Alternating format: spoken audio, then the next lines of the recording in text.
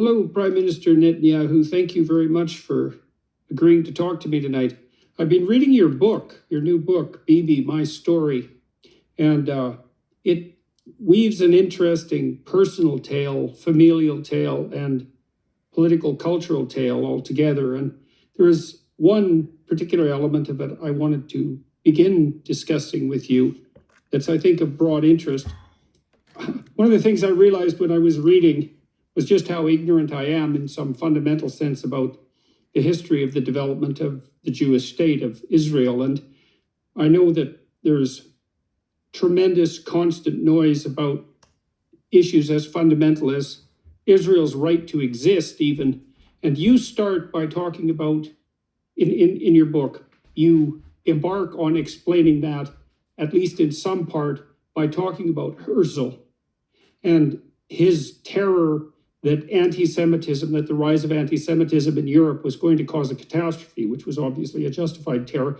Would you be kind enough to walk me and my viewers and listeners through your rationale for the moral justification for Israel, the political justification as well? And I'm going to do what I can to my limited ability, let's say, to push back. I've heard the arguments of often young people who are more prone to give credence and sympathy, say, to the Palestinian viewpoint. And I'd like to rectify my ignorance and maybe help my viewers and listeners do the same thing. So would it be useful to start with Herzl? Well, I'd start, Herzl was what I call our modern Moses, but I'd actually start with the original Moses. The Jewish people have lived in the land of Israel, what is now the state of Israel, have lived here and have been attached to this place for about 3,500 years, 3.5 millennia.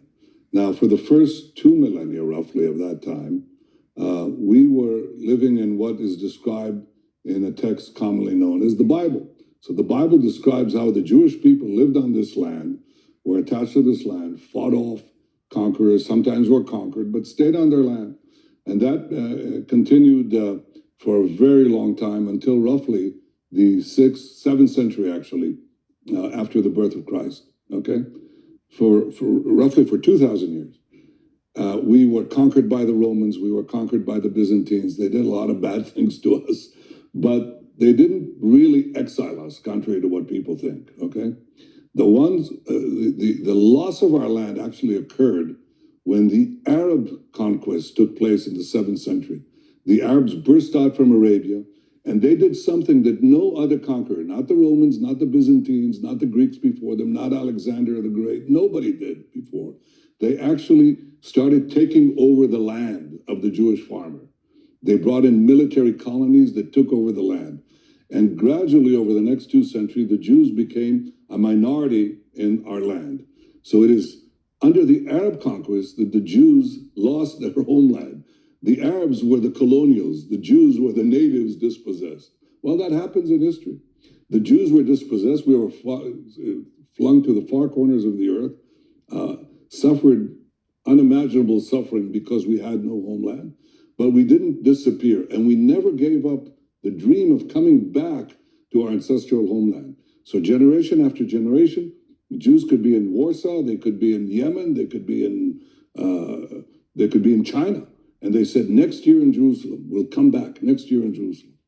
Well, that was made possible because the Arabs who had conquered the land basically left it barren. They never made it their own. It was a barren land. It really had, practically, it was an empty land.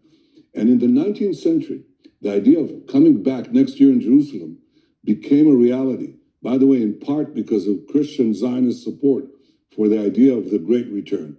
The Jews came back in the 19th century to the land of Israel. The result of this return was that we started building farms, factories, places of employment. Arabs from nearby countries started immigrating, and they call themselves Palestinians. They reconstructed history and said, we've been here for centuries. No, they haven't. They weren't there at all, and they didn't have a national consciousness. We came back, made it our land, and we said, okay, we now will live together. We decided to establish a state in 1948, that's 75 years ago, and we said everybody can live here. The Arabs said there can't be a Jewish state. You have no right to be here. It's our land. It's not your land. It's been our land for 3,500 years.